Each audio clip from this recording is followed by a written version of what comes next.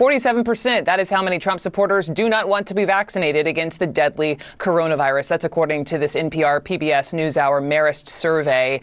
It is a big number. It's an alarming number, no matter how you slice it, and poses a real hurdle in the nation's effort to reach herd immunity. CNN's Gary Tuchman traveled to a deep red part of the country to find out why this is. Are you going to take the vaccine? No, sir. Tell me why. Well, I don't trust the government, and I don't trust Biden. Just don't want to. So why don't you want to? If you don't mind me asking. Because when I take the flu shot, I usually get the flu, so there's no reason to take So are it. you saying you think you'll get COVID by taking the COVID vaccine? Probably. I'm just not going to take it. What if President Trump came out and was very robust and said, take the vaccine? I took it even though I didn't tell anybody about it. It was kind of done secretly, but I think you should take it. He said it a little bit, but he hasn't been robust about it. If he was robust and said, take it, would you? No. Trump's a liberal New Yorker. Why would we listen to him either? Did you vote for him? He was the best option. Wow. Frank Luntz is a Republican strategist and pollster and joins me now. Frank, nice to have you on. You know, we're going to get to your op-ed in just a second here, but you just heard those incredibly candid sound bites from these guys. Why do you think there's so much resistance on the right? It comes from the politicization and the partisanship of the virus among Trump people. They think that it was used to defeat him in the November election. It comes from a concern, even a hostility towards the media. And it comes from a lack of trust in the information that Washington is providing them. Your focus group sound is alarming, but it's accurate. It's what we're hearing in our focus groups. We did a study for the de Beaumont Foundation.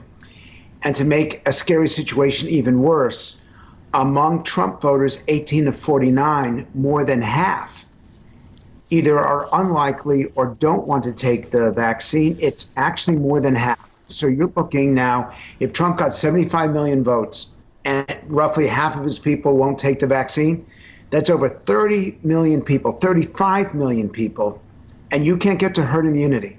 This is a problem. It's going to become a challenge. It could become a crisis if we can't move these people along. Yep, that's what I was just asking one of our doctors about is might this prevent us from ever reaching herd immunity? And you heard Gary's question to one of those guys about, well, if President Trump were to be more robust in his getting vaccinated and if he believes in it, would that make a difference? And the guy said, no, he's a liberal New Yorker who maybe he voted for. Is there anything President Trump can say that could help this move the needle?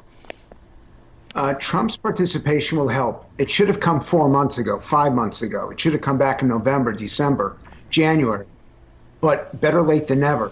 But there are arguments that work even better than that. First and foremost, just as the flu vaccine, despite what that gentleman said, the flu vaccine is about 60% effective. This COVID vaccine is 95% effective.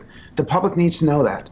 The other statistic is that over 90% of doctors, when given the opportunity, have taken the COVID vaccine. Doctors, they're the ones that know. And third, if it comes from the local doctor, from your doctor, that is more believable than any politician, than any government agency, than Dr. Fauci, than anyone. We need the medical profession to participate directly in telling their patients and telling their community, please, getting the vaccine may bother you for a day. Getting COVID can bother you for a lifetime. So this is the point you made in your Washington Post opinion piece today, where essentially you're saying it really is up to doctors, that folks on the right in this country who may be refusing would truly listen to the MDs. Can you just explain more on that? And also, if you want to speak about your own health here. Yeah, and I acknowledge it because this is why I'm focused on it. And this is, you can hear it in my voice. If I'd done this interview with you 15 months ago, I would be clearer. I would not stumble over words. Frankly, I'm still having trouble. I had a stroke a year ago in January, and I did it to myself by my eating, by my travel, by my lack of sleep, by not taking my medications. I made myself sick, and now I have to live with it for a lifetime. Don't make the same mistake. If you get COVID from chronic fatigue to loss of taste to lung issues that will never heal, you don't know. It's a random attack. This virus, it's unclear what it does to you, but it is clear that the virus is far more dangerous than the vaccine. Please don't make the same mistake I made. Take the precautions, get the vaccine. it doesn't hurt. I will tell you, as someone who doesn't like vaccines, that it really is painless. And I feel so much safer. And I wish I had learned this lesson a year ago. I appreciate you saying all that. I really appreciate how this is personal and just you lifting the veil on your own health here. My last question, Frank, to you is, sowing mistrust in science and the government is nothing new. In the GOP, we've seen Republican lawmakers consistently downplaying or outright denying the threat of climate change, for example. Do you ever see that changing?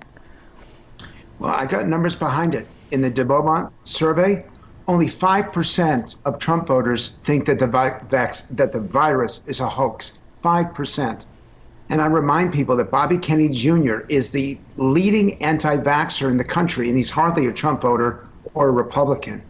That there are people on both sides that don't watch CNN or don't collect news, don't collect information, and they're going to make mistakes. But for the vast majority, 95% of the public, they know that you get vaccines for dangerous viruses. You know that you wear a mask because it's proper behavior to protect others, not just yourself. And you know that this is something serious. I hope that we focus on the 95% and not the 5% that are extreme. Frank Luntz, thank you. Be well. Thank you.